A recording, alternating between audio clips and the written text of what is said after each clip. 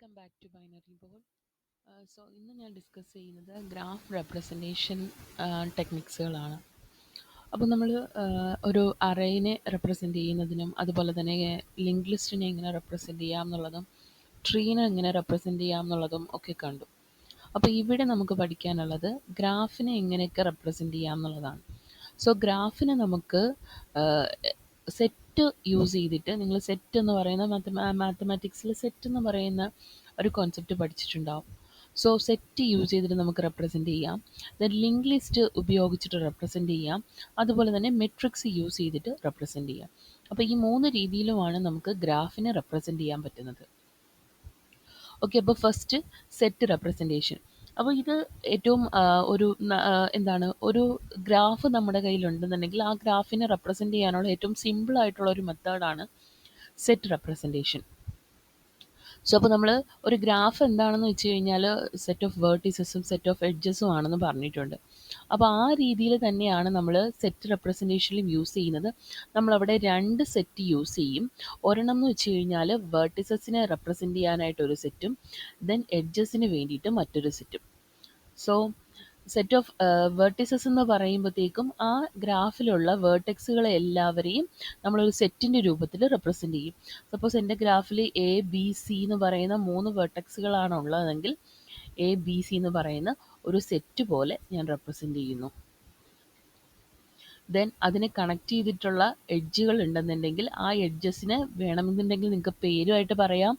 അതല്ലാന്നുണ്ടെങ്കിൽ എന്താണ്, നമുക്ക് എഡ്ജസിനെ ഓർഡേഡ് പെയർ ഓഫ് വേർട്ടിസസ് എന്നുള്ള രീതിയിൽ റെപ്രസെൻ്റ് ചെയ്യാവുന്നതാണ്. അപ്പോൾ ഒരു എക്സാമ്പിൾ കാണിച്ചിട്ട് ഞാനത് പറയാം. അപ്പോൾ ഈ set of edges V set of vertices, then അതിൻ്റെ എങ്ങനെയാണ് നമുക്ക് റെപ്രസെൻ്റ് ചെയ്യുന്നതെന്ന് നോക്കാം. അപ്പോൾ ഇവിടെ ഞാൻ കുറേ ഗ്രാഫുകൾ ഇൻക്ലൂഡ് ചെയ്തിട്ടുണ്ട്. അപ്പോൾ ഈ G1 എന്ന് പറയുന്ന ഗ്രാഫ് 1ൻ്റെ റെപ്രസെൻറ്റേഷൻ എങ്ങനെയാണെന്ന് നോക്കാം. സെറ്റ് ഓഫ് വേർട്ടിസസ് എന്ന് പറയുന്നത് അതിൽ V1, V2, V3, V4, V5, V6 and V7 അങ്ങനെയുണ്ട്. അതിനെ ഒരു സെറ്റായിട്ട് റെപ്രസെൻ്റ് ചെയ്തിരിക്കുന്നു. Then edges of that graph എന്ന് പറയുന്നത്, അപ്പോൾ ഏതൊക്കെ വേർട്ടിസസിന് ഇടയ്ക്കാണ് ഒരു എഡ്ജ് എക്സിസ്റ്റ് ചെയ്യുന്നത് അത് നമ്മൾ റെപ്രസെൻ്റ് ചെയ്യും. V1നും V2നും ഇടയ്ക്ക് ഒരു എഡ്ജ് ഉണ്ട്. അത് ഞാൻ V1 ordered pair V1 V2 എന്ന് കൊടുത്തു. ദെൻ V1 V3ക്ക് ഇടയ്ക്ക് ഒരു എഡ്ജ് ഉണ്ട്. അത് V1 V3 എന്ന് പറഞ്ഞിട്ട് പെയറായിട്ട് റെപ്രസെൻ്റ് ചെയ്തു. സിമിലർലി ബാക്കിയുള്ള എഡ്ജുകളെല്ലാം നമുക്ക് ഇതുപോലെ റെപ്രസെൻ്റ് ചെയ്യാം. അപ്പോൾ ഇവിടെ നിങ്ങൾ നോക്കുക, ഇവിടെ ഓൾറെഡി ഒരു എഡ്ജ് ഞാൻ V1 V2 എന്ന് പറഞ്ഞു കൊടുത്തു. ഇനി നിങ്ങൾ V2ൻ്റെ ഭാഗത്തു നിന്ന് ചിന്തിക്കുമ്പോഴും V2 നിന്ന് V1ലേക്ക് ഒരു എഡ്ജ് ഉണ്ട്. അത് വീണ്ടും റെപ്രസെൻ്റ് ചെയ്യേണ്ട കാര്യമില്ല. Okay, unless it is an undirected graph. ഇത് നമ്മളുടെ അൺഡയറക്റ്റഡ് ഗ്രാഫിലാണ്. അപ്പോൾ നമുക്ക് വീണ്ടും അത് റെപ്രസെൻ്റ് ചെയ്യേണ്ട കാര്യമില്ല. ദെൻ നിങ്ങൾക്കിനി മറ്റൊരു ഡയറക്റ്റഡ് ഗ്രാഫിൻ്റെ ഒരു എക്സാമ്പിൾ നമുക്ക് നോക്കാം. ഇവിടെ G3 എന്ന് പറയുന്ന ഒരു ഡയറക്റ്റഡ് ഗ്രാഫാണ്. അപ്പോൾ ആ ഗ്രാഫിൻ്റെ സെറ്റ് ഓഫ് വേർട്ടിസസ് എന്ന് പറയുന്നത് A B C D E എന്ന് പറയുന്നതാണ് set of vertices. Then edges എന്ന് പറയുമ്പോൾ എനെയും ബിനെയും കണക്ട് ചെയ്തിട്ടൊരു എഡ്ജ് ഉണ്ട്. എ ബിനെ കണക്ട് ചെയ്തിട്ടുള്ള എഡ്ജിന് ഞാൻ A comma be ordered pair A comma B എന്ന് പറഞ്ഞു. ദെൻ ഇനി ബിയിൽ നിന്ന് എയിലേക്ക് ഒരു എഡ്ജ് ഇല്ല. അതുകൊണ്ട് അതിന് നമ്മൾ എങ്ങനെ റെപ്രസെൻ്റ് ചെയ്യുന്ന, ഓർഡേഡ് പെയർ ഉണ്ടായിരുന്നെങ്കിൽ നമ്മൾ അതിനെ ordered pair B comma A എന്നായിരുന്നു റെപ്രസെൻ്റ് ചെയ്യുക. പക്ഷെ ഇവിടെ നമുക്ക് അങ്ങനെ ഒരു എഡ്ജ് ഇല്ലാത്തത് കൊണ്ട് തന്നെ അത് റെപ്രസെൻ്റ് ചെയ്യുന്നില്ല എന്നുള്ളത് ഉള്ളത്. ഞാൻ ഉദ്ദേശിച്ചത് ഇവിടെ നമ്മൾ അൺഡയറക്റ്റഡ് ഗ്രാഫിൽ ഈ ഒരു എഡ്ജ് എന്ന് പറയുന്നത് അത് V1 V2 എന്നുള്ളതായിട്ടും കൺസിഡർ ചെയ്യാം, V2 V1ലേക്കുള്ളതായിട്ടും കൺസിഡർ ചെയ്യാം. പക്ഷേ ഇവിടെ അങ്ങനെയല്ല. ഡയറക്ഷൻ വരുവാണെങ്കിൽ നമുക്ക് ഏതിൽ നിന്നാണ് ഈ എഡ്ജ് തുടങ്ങുന്ന എവിടെ നിന്നാണ് എവിടെയാണ് എൻഡ് ചെയ്യുന്നത് എന്നുള്ളത് ഡയറക്റ്റഡ് ഗ്രാഫിൽ നിന്ന് നമുക്ക് മനസ്സിലാക്കാൻ വേണ്ടിയിട്ട് കഴിയും. അപ്പോൾ എ ബി, ദെൻ എയിൽ നിന്ന് സിയിലേക്കുണ്ട്, സിയിൽ നിന്ന് ബിയിലേക്കുണ്ട്, സി ടു എ. ഇവിടെ നോക്കുകയാണെങ്കിൽ എ ടു സി ഒരു എഡ്ജ് ഉണ്ട്, അതുപോലെ തന്നെ സി ടു എ. ആ 2 എഡ്ജ് എന്ന് പറയുന്നത് എന്താണ്, ഡിഫറെൻ്റ് എഡ്ജസ് ആണ്. അതുകൊണ്ടാണ് നമ്മളതിനെ ഇൻക്ലൂഡ് ചെയ്തിരിക്കുന്നത്. അപ്പോൾ ക്ലിയർ ആയെന്ന് വിചാരിക്കുന്നു. ദെൻ അടുത്ത രണ്ടാമത്തെ റെപ്രസെൻറ്റേഷൻ ആണ് ലിങ്ക്ഡ് റെപ്രസെൻറ്റേഷൻ. ലിങ്ക് റെപ്രസെൻറ്റേഷൻ എന്ന് പറയുമ്പോൾ നമുക്ക് കുറച്ചുകൂടി മെമ്മറി എഫിഷ്യൻ്റ് ആയിട്ട് ഒരു ഗ്രാഫിനെ റെപ്രസെൻ്റ് ചെയ്യാനുള്ളൊരു വഴിയാണ്. അപ്പോൾ ഇവിടെ എന്ന് വെച്ച് കഴിഞ്ഞാൽ നമുക്ക് ലിങ്ക് ലിസ്റ്റിൽ ഉപയോഗിച്ചിട്ട് റെപ്രസെൻ്റ് ചെയ്യാം. അപ്പോൾ ഇവിടെ ജസ്റ്റ് നിങ്ങളുടെ ഒരു നോൺ വെയ്റ്റഡ് ഗ്രാഫ് ആണ് എന്നുണ്ടെങ്കിൽ അപ്പോൾ നോഡിൻ്റെ പേരും അതുപോലെ തന്നെ അഡ്ജസൻസി ലിസ്റ്റും കൂടെ കൊടുത്താൽ മതിയാവും. അതായത് ഒരു വെർട്ടെക്സിൻ്റെ അഡ്ജസൻറ്റ് നോഡുകൾ ആരൊക്കെയാണോ അവരുടെ ഒരു ലിസ്റ്റ്. ദെൻ വെയ്റ്റഡ് ഗ്രാഫിലാണെങ്കിൽ ഒരു നോഡിൻ്റെ ലേബലും വേണം, അതിൻ്റെ വെയ്റ്റും വേണം, അഡ്ജസൻസി ലിസ്റ്റും വേണം. അപ്പോൾ നമുക്ക് എങ്ങനെയാണോ ഒന്ന് രണ്ട് എക്സാമ്പിൾസ് നോക്കാം.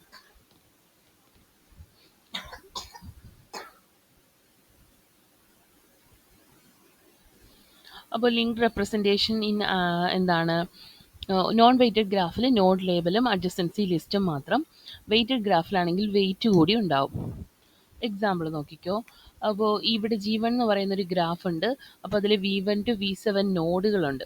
അപ്പോൾ നമ്മൾ ഓരോ നോഡിലും എന്തുണ്ട്, വേർട്ടെക്സുകളും പിന്നീട് നമുക്ക് വരുന്നത് ഒരു സെറ്റ് ഓഫ് വേർട്ടിസസ് ആണ് ഇതിൻ്റെ അഡ്ജസൻ്റ് നോഡുകളായിട്ട് വരുന്നത്. അവരെ നമ്മൾ മറ്റൊരു ലിസ്റ്റായിട്ട് ക്രിയേറ്റ് ചെയ്തിട്ട് അതിൻ്റെ ഒരു പോയിന്ററിനെ ഇതിലേക്ക് ഇൻക്ലൂഡ് ചെയ്യുകയാണ് ചെയ്യുന്നത്. അപ്പോൾ V1-ൽ നിന്നും V2-ലേക്കും V3-ലേക്കും ഉണ്ട്. സോ V1-ൽ നിന്നും നമ്മൾ ആ ഒരു പോയിന്റർ കൊടുത്തിരിക്കുന്നത് അതിൻ്റെ അഡ്ജസൻ്റ് നോഡുകളായിട്ടുള്ള V2-ലേക്കും ദെൻ അവിടെ നിന്ന് V3-ലേക്കുമാണ്. സിമിലർലി V2 എന്നാണെങ്കിൽ V4 ഉണ്ട്, V5 ഉണ്ട്, V3-യിൽ നിന്ന് V6, V7 ഉണ്ട്. ദെൻ അടുത്ത നോഡുകളായിട്ടുള്ള V4, V5, V6, V7 ഇവർക്ക് അഡ്ജസൻറ്റ് നോഡുകളില്ല.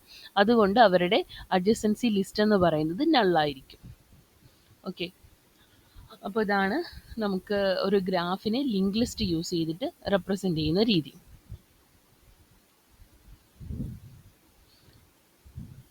ദെൻ അടുത്തത് matrix representation. So adjacency matrix use ചെയ്തിട്ട് നമുക്ക് ഗ്രാഫിനെ റെപ്രസെൻ്റ് ചെയ്യാം.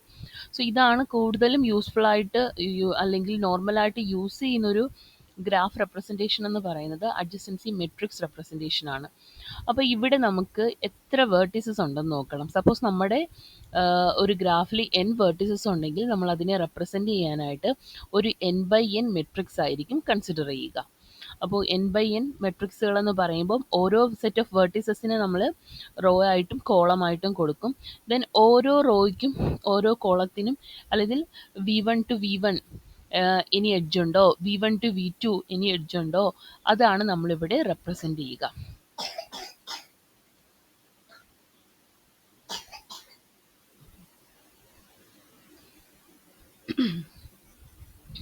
അപ്പോൾ ഇതിലുള്ള എൻട്രീസ് എങ്ങനെയാണ് നമ്മൾ എൻ്റർ ചെയ്യുക?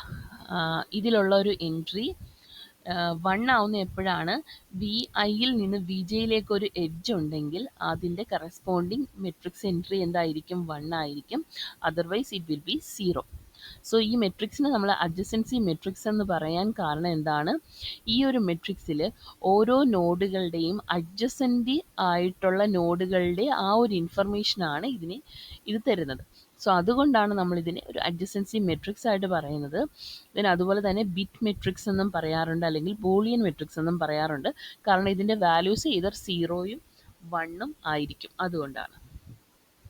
അപ്പോൾ ഒരു എക്സാമ്പിൾ നോക്കാം. അപ്പോൾ ഈ ഒരു ഗ്രാഫ് നിങ്ങൾക്ക് V1, V2, V3, V4 അങ്ങനെ ഒരു ഗ്രാഫ് ഉണ്ട്. സോ നമുക്കിവിടെ 4 വേർട്ടെക്സുകളാണുള്ളത്. അതുകൊണ്ടൊരു 4x4 മെട്രിക്സ് ആണ് നമുക്കിതിനെ റെപ്രസെൻ്റ് ചെയ്യുക, അഡ്ജസൻസി മെട്രിക്സിനെ റെപ്രസെൻ്റ് ചെയ്യാനായിട്ട് വേണ്ടത്. ഓക്കെ, അപ്പോൾ ഞാൻ V1, V2, V3, V4 എഴുതി, റോയിലും കോളത്തിലും എഴുതി. ഇനി ഞാൻ V1-ൽ നിന്ന് V2-ലേക്ക്, അതായത് ഒരു സെൽഫ് ലൂപ്പ് ഉണ്ടോ നോക്കും, ഇല്ല എന്നുണ്ടെങ്കിൽ അവിടുത്തെ എൻട്രി എന്തായിരിക്കും, 0. ദെൻ V1-ൽ നിന്നും V2-ലേക്ക് ഒരു എഡ്ജ് ഉണ്ടോ, ഉണ്ട്, അങ്ങനെയാണെങ്കിൽ അതിൻ്റെ value 1. Then V1 to V3 ഇല്ല, അതുകൊണ്ട് 0. V1 to V4 ഇല്ലാത്തതുകൊണ്ട് 0. സിമിലർലി V2-ൽ നിന്ന് V2-ലേക്ക് ഏതെങ്കിലും എഡ്ജ് ഉണ്ടോ, ഇല്ല, അതുകൊണ്ട് 0. V2 to V1 ഇല്ല, V2 to V3 മാത്രമേ ഉള്ളൂ, സോ അത് മാത്രം 1 ആയി. ദെൻ ഇനി V3 നോക്കുകയാണെങ്കിൽ V3-യിൽ നിന്ന് V3-യിലേക്കില്ല, V3-യിൽ നിന്ന് എങ്ങോട്ടേക്കും എഡ്ജ് പോകുന്നില്ല. അതുകൊണ്ട് തന്നെ അതിൻ്റെ എൻട്രീസ് അഡ്ജസൻസി ലിസ്റ്റ് എന്ന് പറയുന്നത്, അഡ്ജസൻസി നോഡുകൾ എന്ന് പറയുന്നത് എല്ലാം 0 ആയിരിക്കും. ദെൻ ഇനി V4 നോക്കുകയാണെങ്കിൽ V4-ൽ നിന്നും V1-ലേക്കും V3-യിലേക്കും മാത്രമാണ് എഡ്ജ് ഉള്ളത്. V1-ലേക്കും V3-യിലേക്കുള്ളത് 1 ആക്കുന്നു, ബാക്കിയെല്ലാം 0. സോ ഈ രീതിയിലാണ് നമ്മൾ അഡ്ജസൻസി മെട്രിക്സ് റെപ്രസെൻറ്റേഷൻ വരുന്നത്. ഇനി അങ്ങോട്ടുള്ള നമ്മളുടെ ഗ്രാഫിൻ്റെ ഓപ്പറേഷൻസ് ഒക്കെ നമ്മൾ ഈ അഡ്ജസൻസി മെട്രിക്സ് ആണ് അതിൻ്റെ ഇൻപുട്ടായിട്ട് കൺസിഡർ ചെയ്യുന്നത്. സോ മറ്റൊരു ഗ്രാഫിൻ്റെയാണ് ഇവിടെ കൊടുത്തിരിക്കുന്നത്. അപ്പോൾ നിങ്ങൾക്ക് ഇവിടെ ഒരു V1 to V5 വരെയുള്ള വെർട്ടെക്സുകളുണ്ട്. അതുകൊണ്ട് തന്നെ ഒരു 5x5 മെട്രിക്സ് ആണ് നമുക്ക് വേണ്ടി വരിക. അപ്പോൾ റോ വൈസും V1 to V5 എഴുതി, V1 to V5 എഴുതി. ദെൻ ഓരോ വെർട്ടെക്സിനും ഇടയ്ക്ക് എഡ്ജ് ഉണ്ടോ എന്ന് നോക്കുക. അപ്പോൾ ഇവിടെ ഒരിടത്തും സെൽഫ് ലൂപ്പ് ഇല്ല. അതുകൊണ്ട് ഡയഗണൽ മെട്രിക്സ് ആദ്യം തന്നെ നിങ്ങൾക്ക് 0 എഴുതാം. പിന്നെ V1 to V2 ഉണ്ടോ, V1 to V3 ഉണ്ടോ, V1 to V4 V5 അങ്ങനെ ഉണ്ടോ എന്ന് എഴുതിയിട്ടായിരിക്കും പോവുക. ഓക്കെ.